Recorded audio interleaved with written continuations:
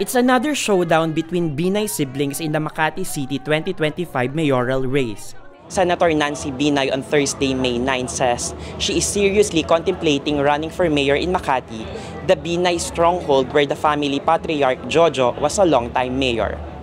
If she decides to run, Senator Nancy will be running against her brother-in-law, Makati Representative Luis Campos Jr., the husband of younger sister incumbent Makati Mayor Abby Binay. Senator Nancy says she's 70% decided, but she's hoping that she can talk it out with Mayor Abby and Representative Campos. After all, it's about the welfare of Makati residents. Para sa akin, dapat always open yung pinto para mag-usap kami. Because at the end of the day, di ba, magpapamilya kami. And lalang-lala na ako yung panganay, ako yung ate. Dapat yung effort na magkaayos-ayos, na walang laban dun sa pamilya, yun pa rin yung goal natin pagdating ng 2025 elections. Makati first glimpsed the sibling rivalry in 2019 when Abby challenged her brother Junjun, who was mayor at that time. Abby defeated Junjun by 80,000 votes. The beef among the Binay siblings is said to be rooted in family issues. Makati is among the richest cities in the country and houses a key financial district. The city has been the stronghold of the Binay family since 1986.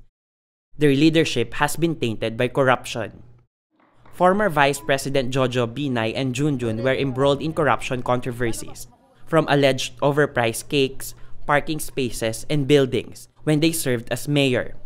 Their cases are still pending at the Sandigan Bayan. Apart from Makati, the Binays are also planning to expand their reach to neighboring Taguig, another financial district powerhouse, as Abby expressed her desire to run as Taguig mayor in 2025. Taguig recently won jurisdiction of 10 Embo barangays that were previously under Makati. At the end of the day, yung legacy ng ama ko yung kailangan naming i-continue. Kung ano yung serbisyong Binay na naumpisahan ng aking ama, yun yung kailangan na maipagpapatuloy. So, kailangan ma-resolve kung sino sa amin dalawa yung mas makakapagpatuloy.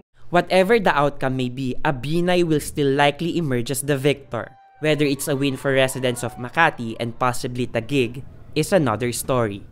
Bonds Magsambol Rappler, Pasay City.